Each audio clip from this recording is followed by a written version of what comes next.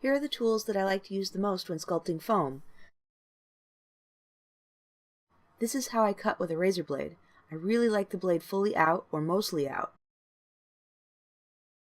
If you find yourself having any resistance, tearing, or indentation before a cut, you have to change your blade. A dull blade is unpredictable and unsafe. Replacement blades are very inexpensive. A sharp blade is a safe blade because you know it will predictably cut. This is a good example of a dull blade. It is dragging through the foam. Here's cutting the foam block with an extendable razor blade. It's also known as a box cutter or a snap-off blade.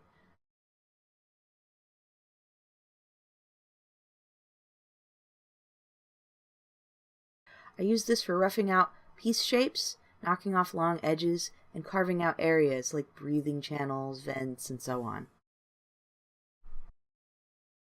I'm using foam that happens to be purple, but the color has nothing to do with anything.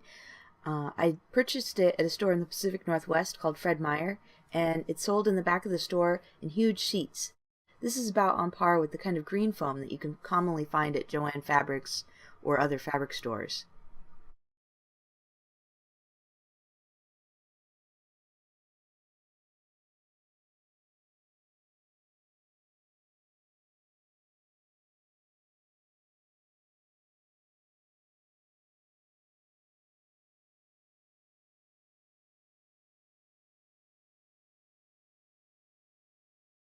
I also use a technique where I begin to cut and then I hold down the piece to continue the cut, and you can see it a few times in the video.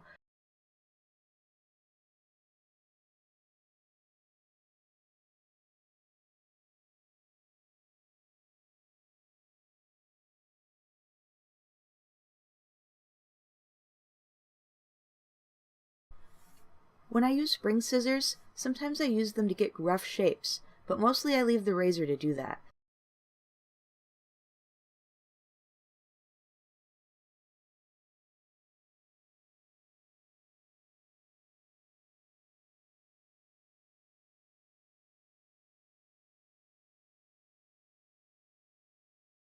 I use very swift snips to nibble away at the foam gradually.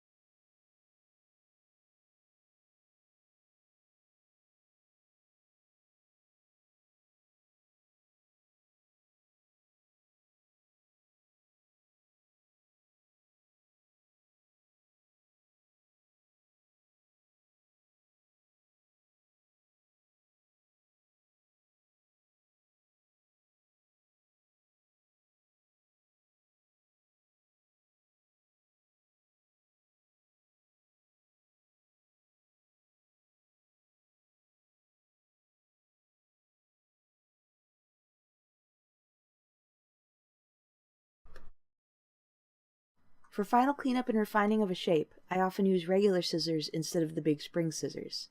I move the scissors around the project, but I also move the project around under the scissors too.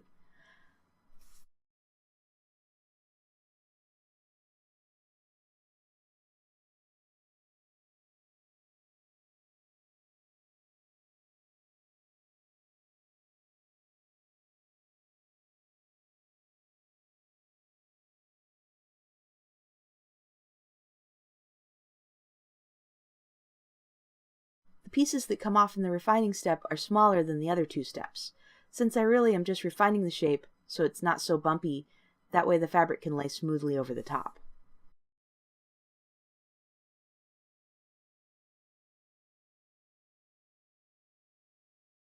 I squeeze the foam, and this makes the part that I'm working on stand out from the rest. Squishing it down can really help you focus on where you want to snip and refine.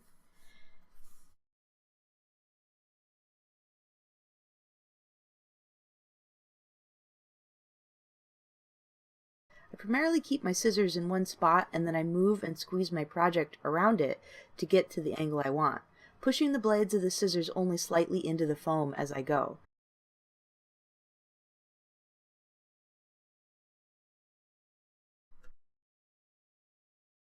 Thank you for watching. I hope this helps. Happy crafting!